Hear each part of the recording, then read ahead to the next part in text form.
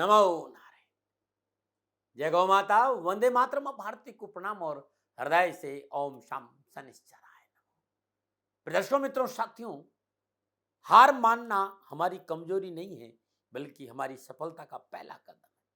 खुद पर भरोसा रखो, आपके सपने आपकी मेहनत से सच होंगे, बस ये हमेशा याद रखो। नमो नारायण। 18 मई 2025, 18 महीनों के बाद राहुदेव राशि परिवर्तन कर रहे हैं।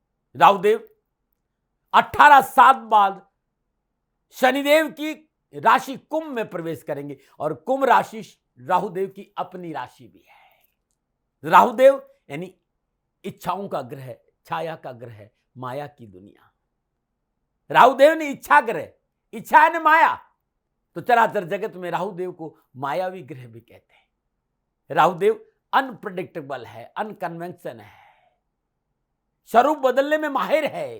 कूटनीति, सोशल मीडिया, ग्लैमर, विदेश नीति, यात्रा, हर चीज को सीमा से परे प्राप्त करने की इच्छा राहुदेव है।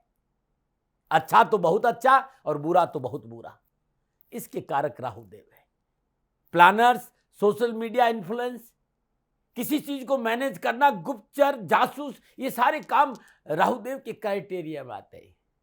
संपूर्ण तकनीकी क्षेत्र के ज्ञाता राहुदेव माने गए। यूं कह सकता हूं कि वर्तमान में चराचर जगत पर सबसे ज्यादा किसी का प्रभाव है तो वो राहुदेव है। और राहुदेव 18 मई 2025 शाम 7:35 पर शनिदेव की मूल त्रिकोण राशि कुंभ में और बृहस्पति देव के नक्षत्र पूर्व भाद्र नक्षत्र तीसरे चरण में स्वयं अपनी ही राशि, क्योंकि कुंभ राशि राहुदेव की राशि भी है, अपनी राशि में प्रवेश करेंगे। कुंभ राशि पर राहुदेव का आधिपत्य माना गया है क्लासिक में। बृहस्पति देव के नक्षत्र में राहुदेव 23 नवंबर 2025 तक रहेंगे। 23 नवंबर 2025 के बाद दोपहर 12:22 में राहुदेव स्वयं अपना ही नक्षत्र शतभिता नक्षत्र में प्रवेश करेंगे। 18 मई 2025 से लेकर 5 दिसंबर 2026 तक राहुदेव शनिदेव की मूल त्रिकोण राशि कुंभ यानी स्वयं अपनी ही राशि में संचरण करेंगे। जिस समय राहुदेव कुंभ राशि में प्रवेश करेंगे उस समय का जो लग्न है वो वृश्चिक लग्न है और लग्नाधिपति मंगल देव नीच राशि कर्क में भाग्य स्थान से संचरण कर रहे हैं। बृहस्पति देव और राहुदेव का नवम पंचम योग है। शुक्रदेव शनिदेव राहुदेव का द्विद्वादश योग है। बुधदेव और राहुदेव का त्रिकादश संबंध है और राहुदेव और सूर्यदेव का चतुर्दशम संबंध है और मंगलदेव और राहुदेव का षडाष्टक संबंध है। 20 जुलाई 2025 शाम 5:12 पर राहुदेव पूर्व भाद्रपद नक्षत्र के दूसरे चरण में आएंगे और 21 सितंबर 2025 दोपहर 2:51 पर राहुदेव पूर्व भाद्रपद नक्षत्र के प्रथम चरण में प्रवेश करेंगे। जैसा कि मैंने आपको पहले ही बताया कि 23 नवंबर 2025 तक राहुदेव बृहस्पति देव के नक्षत्र में संचरण करेंगे और 23 नवंबर 2025 से शाम के समय से दोपहर के समय जो भी मैंने टाइम आपको बताया है, राहुदेव स्वयं अपने ही नक्षत्र नहीं सतभिसा नक्षत्र चौथे चरण में संचरण करेंगे। तो ये जो फलादेश है ये 2025 तक का रहेगा। 2026 का फलादेश जब 2026 प्रारंभ होगा तब मैं आपको बताऊंगा। और पूर्व भाद्रपद नक्षत्र के स्वामी बृहस्पति देव 14 मई 2025 से मिथुन राशि में संचरण करेंगे। ध्यान रखिएगा, राहुदेव और बृहस्पति देव का नवम पंचम संबंध है, इस बात को ध्यान रखिएगा। और पूर्व भाद्रपद नक्षत्र के स्वामी बृहस्पति देव है और नैसर्गिक शुभ ग्रह है 9 ग्रह में। और वैदिक ज्योतिष के अनुसार राहुदेव जिस राशि में नक्षत्र में संचरण करते हैं उनका फल अवश्य देते हैं। इस समय राहुदेव शनिदेव की मूल त्रिकोण राशि में कुंभ में संचरण करेंगे और ये उनकी स्वयं की राशि भी है। और क्लासिक ये कहते हैं, विद्वान ये कहते हैं, ऋषियों का ये संदेश है कि कोई भी ग्रह किसी भी ग्रह की मूल त्रिकोण राशि की में जब संचरण करता है तो अति शुभ फल प्रदान करता है। मित्रों साथियों, आप राशिफल सुनना चाहते हैं और मैंने राशिफल लिखा है, लेकिन ये राहु है, अनप्रेडिक्टेबल ग्रह है, अनकन्वेंशन ग्रह है, मायावी ग्रह है और इसका प्रभाव हमारे जीवन पर बहुत रहता है। तो मैं 5 से 7 मिनट आपका लेना चाहता हूं जिससे कि आपको बात समझ में आए। यदि आप थोड़ा समझ लेंगे तो आपको राशिफल समझ में आएगा कि मैं राशिफल क्यों बोला हूं।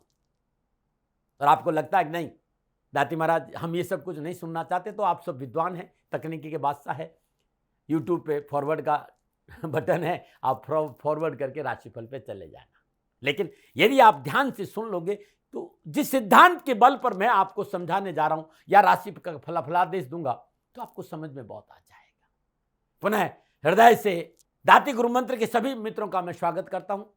इस राष्ट्र का नागरिक हूं, भारतीय सनातन संस्कृति से प्यार करता हूं और सनातन संस्कृति की अद्भुत धरोहर ज्योतिष है जो आपके सामने लेके आता हूं। मैं प्रजापिता ब्रह्मा नहीं हूं, हथेली में सरसों नहीं उगाता हूं और मैं दावे नहीं करता हूं। मैं अपना अनुभव शेयर करने आता हूं। मानो न मानो ये आपकी मृत्यु है। मैं दबाव कभी नहीं देता हूं। मेरे मित्रों साथियों, मैं सदा आपसे निवेदन करता हूं कि ये अलौकिक विद्या है, यत ब्रह्मांडे तत् पिंडे, और इसका तारतम्यता बिना साधना के संभव नहीं है। न ये दावा का विषय है, न विवाद का विषय और न तर्क का विषय है। और मैं आप लोगों के सामने दावे करने नहीं आया हूं। अपने हृदय के भाव, सनातन संस्कृति के प्रति मेरा प्रेम, मेरा अनुभव शेयर करना आया हूं। मानना नहीं मानना ये दोनों ही आप पर निर्भर है। दोबारा मैं आपसे कह रहा हूं, मैंने हमेशा आप लोगों से कहा है कि मैं प्रजापिता ब्रह्मा नहीं हूं और मैं सदा कहता हूं कि सेकंड ओपिनियन का अधिकार आपका था, आपका है, आपका रहेगा। हां, मैं ये जरूर कहना चाहता हूं कि ना भयभीत हो, ना भ्रमित हो, फॉल्स इल्यूजन्स नहीं होना चाहिए, क्योंकि भय मनुष्य के लिए संपूर्ण समस्याओं का कारण रहा है। भय और भ्रम से बाहर आई और जीवन के अनुभव के पास आई, जीवन खुशियों से भरा रहेगा। राहु को टटोलने की कोशिश करते हैं, राहु को जानने की कोशिश करते हैं, राहु को समझने की कोशिश। आखिर क्या है इनकी थ्योरी और क्यों है ये राशि परिवर्तन इतना महत्वपूर्ण? 4 ग्रहों के बारे में हम सबको जानना बहुत जरूरत है। शनिदेव, राहुदेव, बृहस्पति देव और केतु देव। कभी भी जब वर्षफल की बात करेंगे तो इन 4 ग्रहों को देखेंगे और जब मंथली राशिफल देखेंगे तो आपकी राशि अधिपति और सूर्य को देखेंगे और रोज का देखना तो चंद्रमा को देखेंगे। इस बात का ध्यान रखिएगा। अच्छा, मैं क्यों कह रहा हूं कि ये राशिफल इतना परिवर्तन है, ये परिवर्तन इतना महत्वपूर्ण? क्योंकि 18 साल के बाद राहुदेव शनिदेव की मूल त्रिकोण राशि कुंभ में यानी अपनी राशि में संचरण करेंगे और राहु और केतु मानव चेतना के आसपास ज्यादा रहते हैं। मनुष्य जीवन के सूक्ष्म बिंदुओं के बहुत ज्यादा निकट है राहु और केतु और इनका सीधा संबंध हमारी चेतना से है और ये दोनों छाया ग्रह अपना प्रभाव मानव पर बहुत अधिक डालती है। लेकिन एक खास बात जो अक्सर इग्नोर कर दी जाती और वो ये है कि दोनों ही आध्यात्म के केंद्र बिंदु भी है। ये दोनों ही ग्रह हमें जीवन की साधना की ओर भी अग्रसर करते हैं, भीतर की गहराई में डूबने का अवसर देते हैं। इसके लिए बहुत जरूरी है इनके बारे में अध्ययन, शोध की आवश्यकता। भारत के ऋषियों ने इन्हें छाया ग्रह कहा है क्योंकि आकाश में ये दोनों बिंदु के रूप में दृष्टिगोचर होते हैं। जहां सूर्य और चंद्रपथ एक दूसरे से मिलते हैं उस बिंदु विशेष को राहुदेव और केतुदेव कहा गया है। छाया का अपना एक प्रभाव है और मनुष्य की छाया हमेशा मनुष्य के साथ रहती है, बशर्ते जहां आप खड़े हो वहां रोशनी हो, क्योंकि यही वो रोशनी है जो छाया का निर्माण करती है। यदि गहराई से समझे तो यही वो रोशनी है जो हमें ज्ञान भी देती है, हमारे आसपास जो कुछ भी मौजूद रहकर आभास देती है वो हमारे साथ है। असल में उसकी भूमिका हमारे जीवन में एक मात्र छाया का समान है। लेकिन रोशनी तभी बनती है या छाया तभी बनती है जब रोशनी को अपने भीतर प्रवेश होने से रोकते, क्योंकि समतल कांच की सतह कभी छाया नहीं बनती साथियों, क्योंकि वो रोशनी को अपने भीतर प्रवेश होने देता है। ठीक इसी प्रकार ज्ञान की रोशनी जब हमारे भीतर में प्रवेश कर हमारे अंतर मन को ओतप्रोत कर देगी तो हम सांसारिक माया रूपी छाया में नहीं फंसते।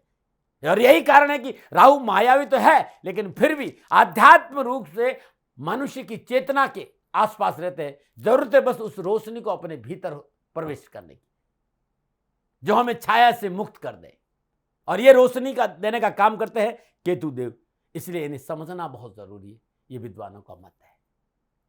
क्योंकि हमारी उपनिषद, हमारी शास्त्र, ऋषियों ने बहुत कुछ कहा है कहानी और कथा के रूप में, क्योंकि जो कुछ भी मिला वो ईश्वर का प्रसाद है और मैंने जो कुछ भी आपके सामने रखा वो ईश्वर का प्रसाद और मेरा अनुभव है साथियों। क्योंकि ये दोनों छाया ग्रह जातक के आंतरिक स्वभाव के बारे में बहुत कुछ बताते हैं और इन्हें समझ लिया जाए तो मनुष्य अपने जीवन को गतिमान करने में सहज हो जाता है। इन छाया ग्रहों को थोड़ा सा गहराई से समझ ले, अपने जीवन के आने वाली कठिनाइयों का पूर्व अनुमान लगाकर हम अपनी समस्याओं का निजात पा सकते हैं। क्योंकि राहुदेव और केतुदेव त्वरित फल देते हैं, अचानक फल देते हैं। क्योंकि मैं राशिफल के आसपास आ रहा हूं, थोड़ा सा समय इसलिए ले रहा हूं कि आप समझ ले। राहु केतु को सुनना और समझना बहुत जरूरी है। समुद्र मंथन की कहानी आप सबको पता है। समुद्र मंथन में शरभानु जो राक्षस था, उसी का नाम राहु और केतु पड़ा है। ये कश्यप ऋषि के पुत्र है, हिरण्याक्ष की बहन सिंहिका की संतान है और सिंहिका का संबंध कश्यप ऋषि के वंशज से है। और कहते जब समुद्र मंथन हुआ, नारायण अमृत खाली देवताओं को बांट रहे थे। शरभानु ऋषि पुत्र भी था और राक्षस भी। उसे वेश बदलना का बड़ा ज्ञान था, वो साधना भी करता था और अध्यात्म का जानकार भी था। उसको अनुभव हुआ कि नारायण अमृत केवल देवताओं को दे रहे। उन्होंने रूप बदला और सूर्य और चंद्र के बीच में आके बैठ गया। जब इसका ज्ञान सूर्यदेव और चंद्रमा को हुआ तो सूर्यदेव और चंद्रमा ने नारायण को संकेत दिया कि ये राक्षस है, स्वरभानु है और वेश बदलकर देवताओं को हमारे बीच में आके बैठ गया। नारायण ने उसी समय सुदर्शन चक्र निकाला और स्वरभानु की गर्दन काट ली। जब तक अमृत अंदर चला गया था कंठ तक और गर्दन कटी, तो जहां तक अमृत गया, क्योंकि अमृत तो स्पर्श कर दिया, तो वह अमृत अमर हो गया। ऊपर का हिस्सा गर्दन वाला हिस्सा राहु और नीचे वाला हिस्सा केतु। तो जहां अमृत आ गया वो तृप्त है और जहां अमृत नहीं पहुंचा वहां तड़प रह गई। और पिछले 50 सालों से मैंने ये शोध किया है कि राहु जिस भाव में बैठता है उस भाव से व्यक्ति को लापरवाह बना देता है और कॉन्फिडेंस बना देता है, क्योंकि उसके पास अमृत है। उसको परवाह नहीं किस बात की। उसका यह कहना होता है कि जो काम मैंने किया है उसका लाभ, उसका फल मुझे चाहिए। और केतु जिस घर में बैठता है उस भाव की उस व्यक्ति के भीतर में सदा तड़प रहेगी। यदि केतु लगन में है तो मान सम्मान की तड़प है, और केतु दूसरे भाव में तो वाणी की तड़प है, और केतु तीसरे भाव में तो साहस और पराक्रम की तड़प है, और चौथे भाव में आगे तो सुख की तड़प है, और पंचम भाव में विद्या और संतान की तड़प है। मतलब जहां केतु विराजमान होगा वहां तड़प रहेगी। यदि राहु लगन में विराजमान है, जातक की जन्म किसी भी राशि में राहु विराजमान है, व्यक्ति कोई फर्क नहीं पड़ता, लोग उसका मान सम्मान करते हैं क्योंकि वो बेपरवाह है अपने सम्मान से, क्योंकि उसका जीवन का एक हिस्सा तृप्त है, वो उसके प्रति उत्सुकता नहीं दिखाएगा। लेकिन यदि फिर याद दिला रहा हूं कि ठीक उल्टा लगन में केतु विराजमान है, व्यक्ति को अपने आसपास मान सम्मान के प्रति अतृप्ति बनी रहती जीवन भर। चाहे कितना भी मान सम्मान उसको मिल जाए, हमेशा ज्यादा पाने की लालसा परेशान करती रहेगी। यही है राहु की माया। और माया तभी काम करती है जब केतु देव का स्थान राहु देव ले लेते हैं, यानी रोशनी के मार्ग में बाधा उत्पन्न कर देते हैं, उसके भीतर प्रवेश होने से रोकते हैं। यह है राहु की जो बातें। अब वापस आते हैं अपने विषय पर। इस वर्ष मुख्य रूप से ग्रह नक्षत्रों का जो राशि परिवर्तन, क्योंकि शनिदेव ने भी राशि परिवर्तन 29 मार्च को किया, 14 मई को बृहस्पति देव भी कर रहे हैं और केतु देव भी करेंगे। तो राहु देव, केतु देव, बृहस्पति देव, शनिदेव, इन 4 ग्रहों का जो राशि परिवर्तन है, मैदानी ज्योतिष के ही हिसाब से बहुत कुछ उठापटक का संकेत मिल रहा है। पुनः याद दिला रहा हूं, 29 मार्च को शनिदेव मीन राशि में, 14 मई को बृहस्पति देव मिथुन राशि में, 18 मई को राहु देव कुंभ राशि में, और 18 मई को केतु देव सिंह राशि में। 2 अप्रैल से 6 जून तक मंगल देव का नीच राशि कर्क में संचरण, संपूर्ण ग्रह युगों की गणना करे, और साथ में राहु देव का नवम पंचम संबंध भी है। यह समय संपूर्ण राष्ट्र को सतर्कता का, सावधानी का और एकजुट रहने का संकेत दे रहा, अन्यथा प्रतिकूल परिस्थितियों का सामना करना पड़ेगा। दुर्घटनाओं का संकेत है, प्राकृतिक प्रकोप बढ़ सकते हैं, हवाई दुर्घटनाएं, अग्नि से दुर्घटनाएं, शत्रु संबंधी परेशानियां, राजनीतिक उठापटक, धर्म को लेकर अनर्गल बयानबाजी परेशानियों का संकेत देते हैं। ये उठापटक और तनाव का संकेत। वैसे नवम पंचम योग राष्ट्र को आर्थिक संपन्नता जरूर देगा। चाहे कितना भी उठापटक हो, भारत की आर्थिक स्थिति मजबूत होगी। भयभीत होने की कहीं जरूरत नहीं। इस समय जिस तरह का माहौल है, इस माहौल से घबराने की जरूरत नहीं है। भारत का भाग्येश और कर्मेश शनिदेव है और उनकी मूल त्रिकोण राशि में स्वयं राहुदेव का प्रवेश है। और मैं कहना चाहता हूं कर्म मजबूत होगा, विश्व भारत का लोहा मानेगा, भारत का वर्चस्व बरकरार रहेगा। लेकिन फिर कहना चाहता हूं कि पड़ोसी देशों की सीमाओं को लेकर 26 अप्रैल 2025 तक राष्ट्र को विशेष सावधान रहना होगा। राष्ट्र प्रगति करेगा, युवा प्रगति करेगा, युवाओं का प्रेम अपनी राष्ट्र के प्रति जगेगा। राष्ट्र के जो शासन है, जो जो जो जो जो सत्ता राज कर रही है, वो गरीब के लिए, किसान के लिए, युवाओं के लिए अपना भंडार खोल देगी और सीमाओं पे मजबूत हो। राष्ट्र समझौता नहीं करेगा, शासन समझौता नहीं करेगा, हमारी सेनाएं मजबूत होगी। क्योंकि शनिदेव 30 साल के बाद नैसर्गिक शुभ ग्रह बृहस्पति देव की राशि, धर्म की राशि मीन में प्रवेश करे। शनिदेव बीपीएल श्रेणी के लोगों का प्रतिनिधित्व करते, गरीब लोगों का, पिछड़े लोगों का, जो मेहनती और परिश्रमी लोग हैं उनका प्रतिनिधित्व करते हैं। तो मैं सच कहना चाहता हूं, सत्तापक्ष गरीब, निर्धन, पिछड़े वर्ग के लिए सब कुछ निछावर कर देगा, पूर्ण सहयोग करेगा, ऐसा ग्रह योगाओं का संकेत है। जी हां, सत्तापक्ष और विपक्ष में व्यर्थ का टकराव जरूर नजर आ रहा है। मैं फिर कहना चाहता हूं कि शासन बहुत मजबूत है। शासन राष्ट्र की संप्रभुता, समृद्धि के लिए सब कुछ निछावर करेगा, लेकिन विपक्ष भी शांत नहीं रहेगा, वो कहीं न कहीं टांग अड़ाई जरूर करेगा। मैं प्रजापिता प्रमाणी हूं, नहीं मेरी राजनीति में कोई ज्यादा पकड़ है और ना मैं राजनीति जानता हूं। मैं लेकिन इतना जरूर कहना चाहता हूं कि संवेदनशील विषयों पर असंवेदनशील टिप्पणी, बयानबाजी बखेड़ा जरूर खड़ा करेगी। इसलिए भाषा पर वर्चस्व वाले लोगों को काबू रखना पड़ेगा। मैंने अपने जीवन में 50 साल के आसपास इन ग्रहों के आसपास रहने का प्रयास किया। साधारण सा व्यक्ति हूं, बहुत लगाव है सनातन संस्कृति, दावे आते नहीं है, हर गलती से सदा हाथ जोड़कर क्षमा मांगता हूं। लेकिन ये समय फॉल्स इल्यूजन्स का नहीं हो, माया में नहीं फंसना है, राष्ट्र को सर्वोपरि मानने का है। साधना का अवसर मिला और इस विषय पर बहुत नजदीक तक जाता हूं, तभी कुछ बोलता हूं। जिस तरह के ग्रह योगायोग है, प्राकृतिक प्रकोप की संभावनाएं बढ़ रही है। अग्निकांड की घटनाएं हो, चाहे भूमि हो, चाहे जल हो, चाहे आकाश हो, भूकंप हो, चाहे भूस्खलन हो, आदि की संभावना है। और इस बार बृहस्पति आने वाले 8 सालों के लिए अतिचार गति में रहेंगे। इस बार वो 18 अक्टूबर से 5 दिसंबर तक अतिचार गति में रहेंगे। तो बृहस्पति देव भी कई प्रतिकूलताओं का संकेत दे रहे। स्पेस में, आकाश में बहुत सी घटनाओं का प्रतिकूल संकेत नजर आ रहा है। जो वैज्ञानिक तकनीकी आकाश में है, उसमें टकराव बढ़ेगा। बहुत सी दुर्घटनाएं आकाश में नजर आ रही है। शनिदेव और राहुदेव द्विद्वादश योग में संचरण कर रहे हैं। जो प्रेजेंट सिनेरियो है, धर्म के नाम पर किया गया अनर्गल बयानबाजी सांप्रदायिक सौहार्द में कमी लाएगा। इसे बचना चाहिए। राष्ट्र न कोई बड़ा था, राष्ट्र न कोई बड़ा है और राष्ट्र न कोई बड़ा हो सकता, न होने की संभावना है। राष्ट्र प्रेम चाहिए। 18 मई 2025 राहुदेव बृहस्पति देव के नक्षत्र पूर्व भाद्र तीसरे चरण में संचरण करेंगे और पुनः याद डालो कि पूर्व भाद्र नक्षत्र 23 नवंबर 2025 तक रहेंगे। यहां आपको बृहस्पति देव की फल मिलेंगे। दूसरा, शनिदेव की मूल त्रिकोण राशि कुंभ में संचरण करें। होरा शास्त्र क्या संकेत रहा है वो मैं बताऊंगा। शनिदेव के उत्तम फल भी मिले, देखना बहुत जरूरी है कि आपकी जन्मकुंड में शनिदेव किस अवस्था में विराजमान, किन किन भावों के अधिपति है और उन पर किन किन ग्रहों का प्रभाव है, शुभ है या अशुभ है। यह अशुभ ग्रहों के प्रभाव में है तो उस आधार पर राहुदेव आपको पूर्वा भाद्र नक्षत्र में संचरण कर शुभ फल प्रदान करेंगे।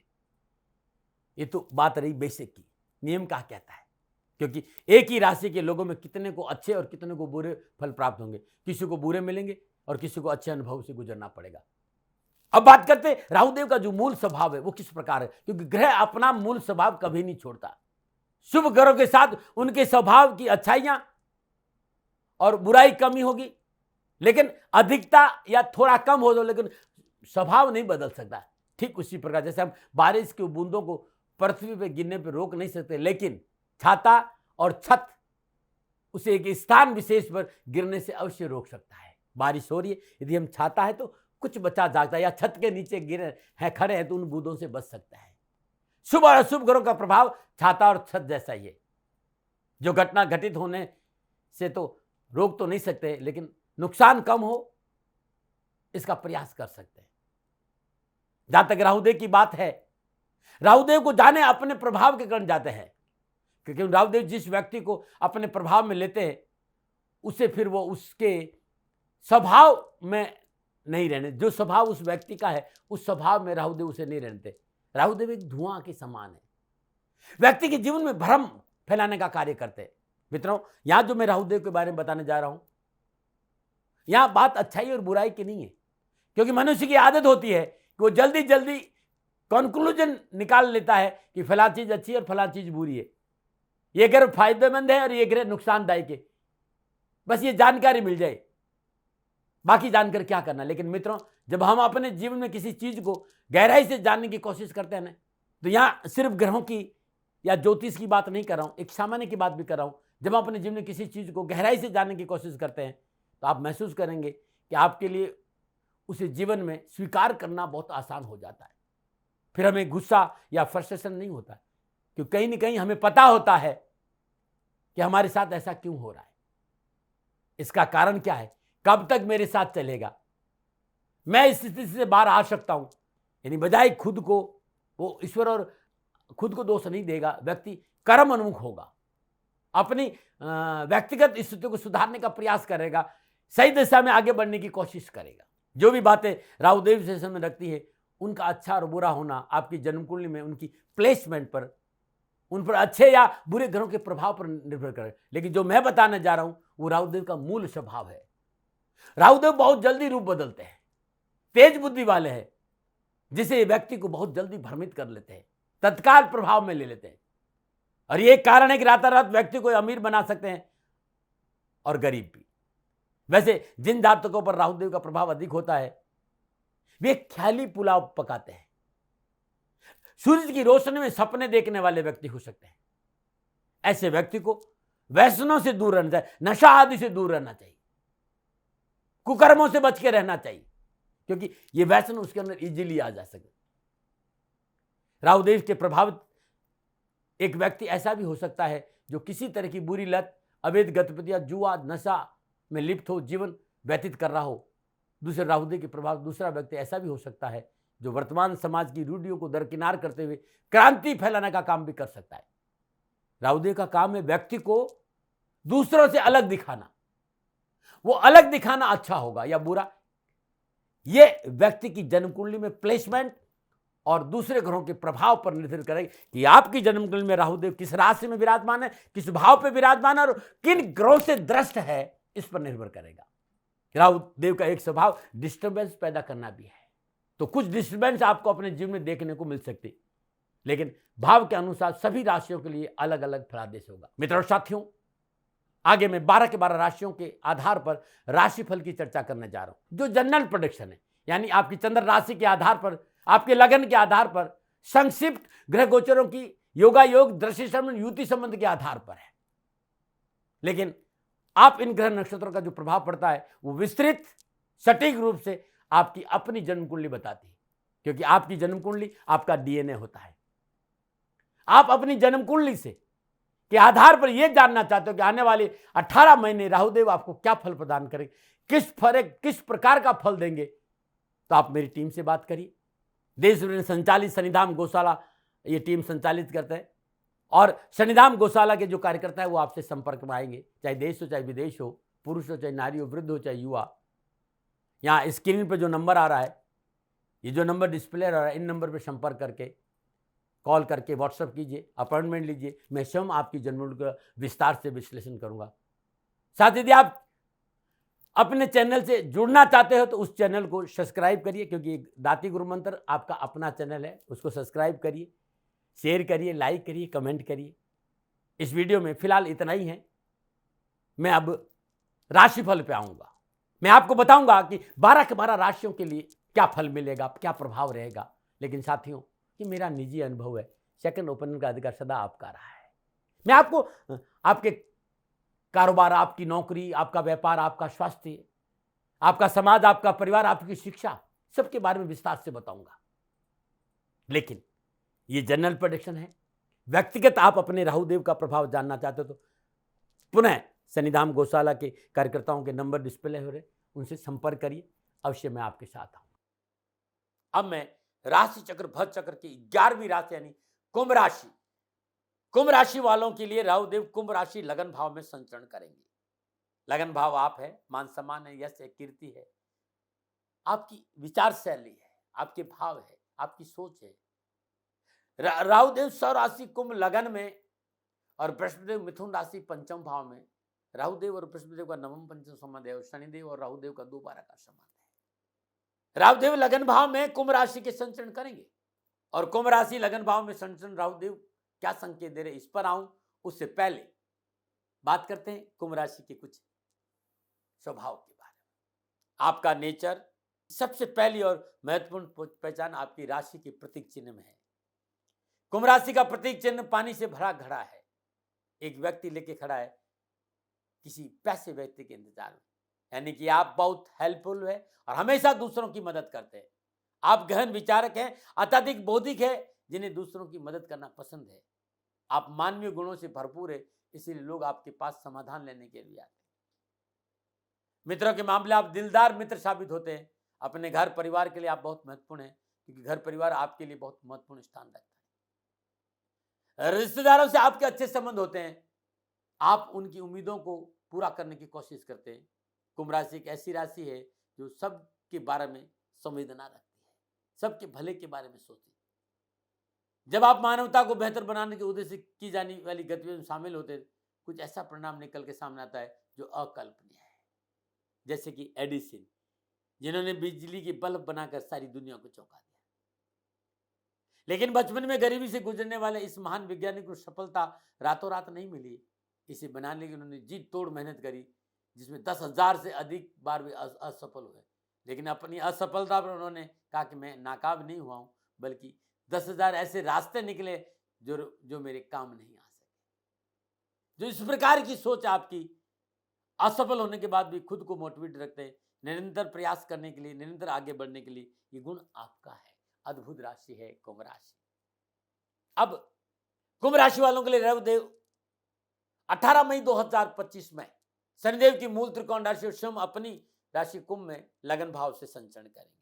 कुंभ राशि वालों के लिए 18 मई 2025 राहुदेव आपके निजी जीवन में प्रवेश करें, यानी लगन भाव में। लगन का मतलब आप स्वयं, आपकी सोच, आपका व्यक्तित्व, आपकी पर्सनैलिटी, आपकी पर्सनल कार्यशैली, राहुदेव इन सारी चीजों को एक अलग विस्तार देगा।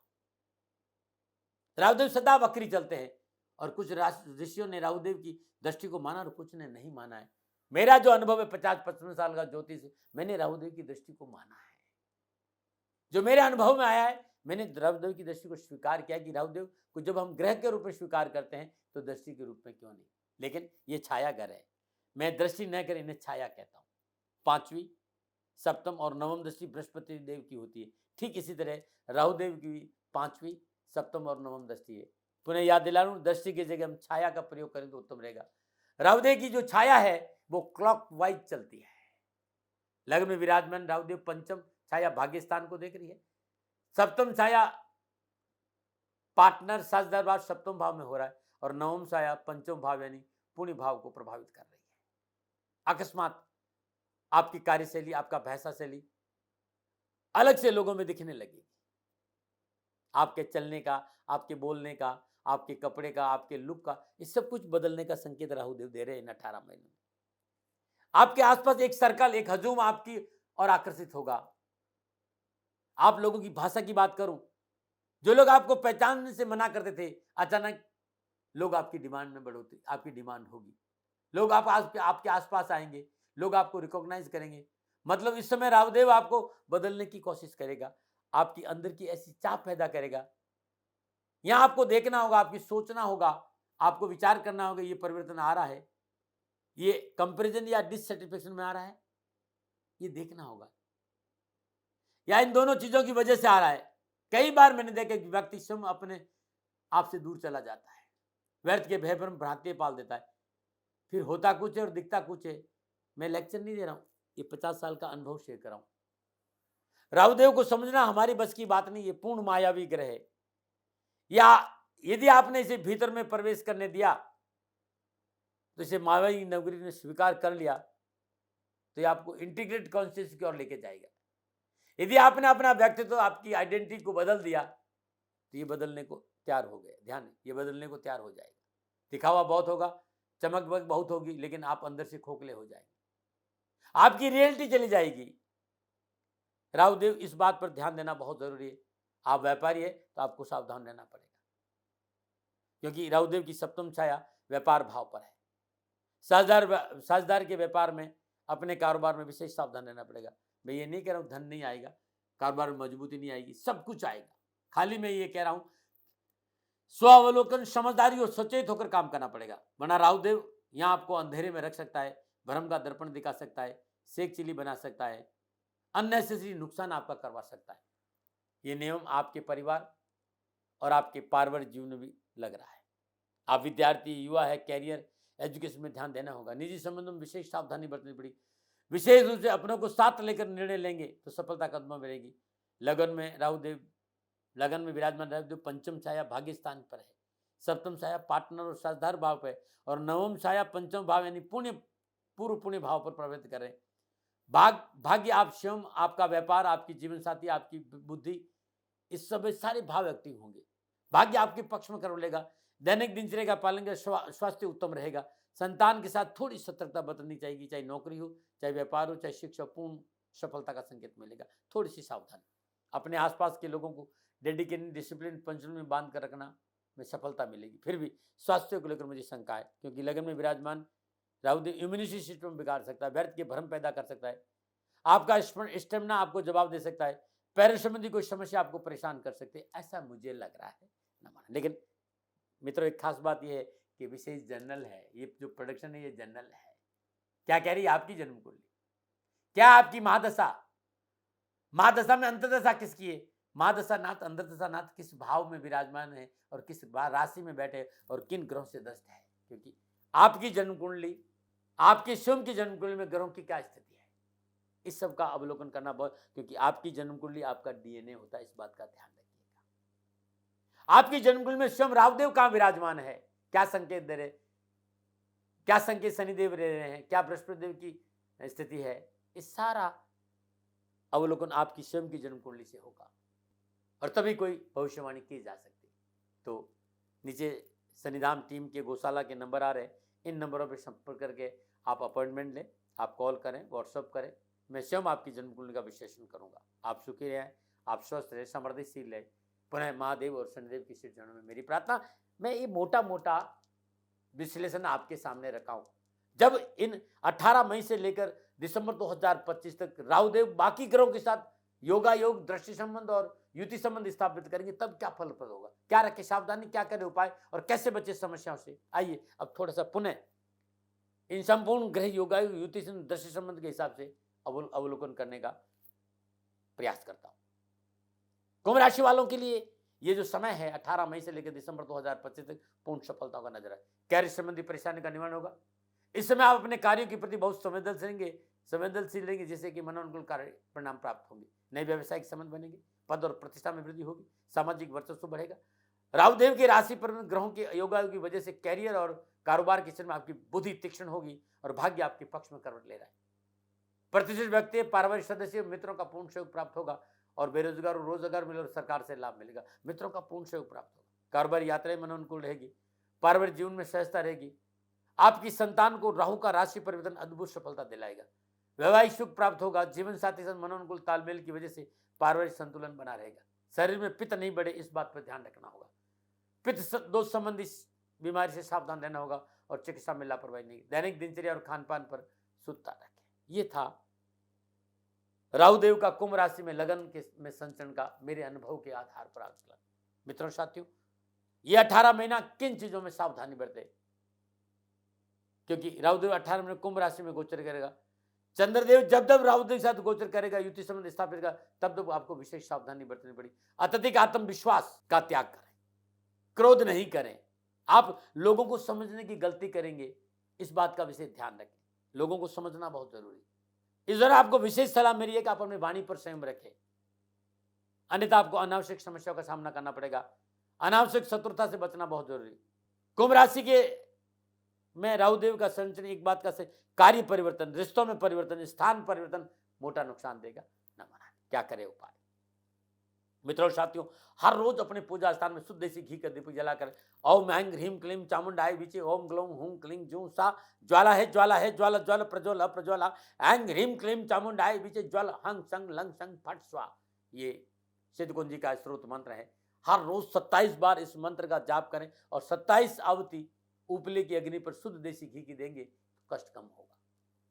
प्रातःकाल नित्य कर्म स्नान उपरांत भगवान शिव के पर सदा जल अभिषेक करें, भगवान शिव का पंचप्रसाद पूजन करें, धूप दीप नैवेद्य पुष्प और अक्षत अर्पित करें और लगातार 18 महीने हर रोज भगवान शिव के शिवलिंग पर पीला चंदन का लेप करें। वहीं बैठकर एक माला श्री शिवाय नमस्तुभ्यम इस मंत्र की जाप करें।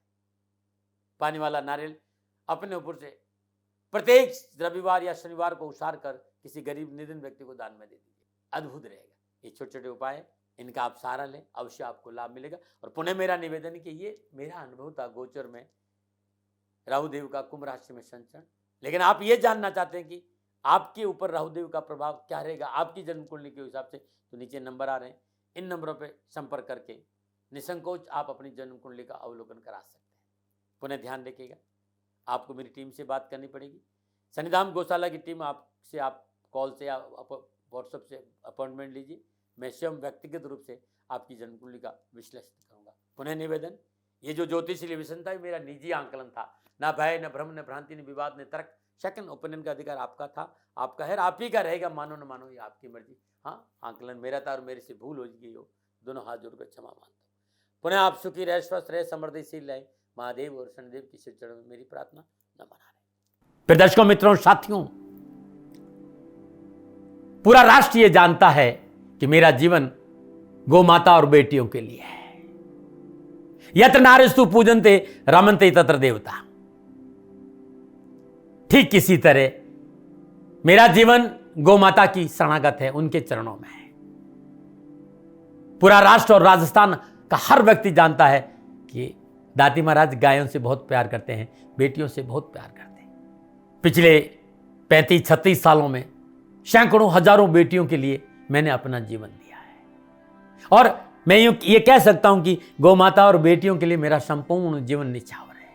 और ये मेरे जीवन का उद्देश्य था, क्योंकि मेरे लिए राष्ट्र कोई बड़ा है ना, राष्ट्र से बड़ा कोई हो सकता है न संभावना है। और गौ माता और बेटियां राष्ट्र की धरोहर है, उनके लिए करना मेरा कर्तव्य भी था, मेरा कर्म भी था और मेरा धर्म भी था। मैं आपको किसी वजह से नहीं सुना रहा हूं ये बात, बस खाली बता रहा हूं कि ये मेरे जीवन का लक्ष्य था। मैं अपने राष्ट्र की सेवा करूं, ये मेरा धर्म है, क्योंकि मैं इस राष्ट्र का नागरिक हूं। पिछले 30-35 सालों से मैं बेटी बचाओ गौ सेवा में अपना संपूर्ण जीवन राष्ट्र के साथ लगाया। समय बड़ा बलवान है, समय बलवान होता साथियों। वर्तमान परिस्थितियां आर्थिक दृष्टिकोण से मेरी अनुकूल नहीं है, ये मैं संकेत आपको कई बार दे चुका हूं।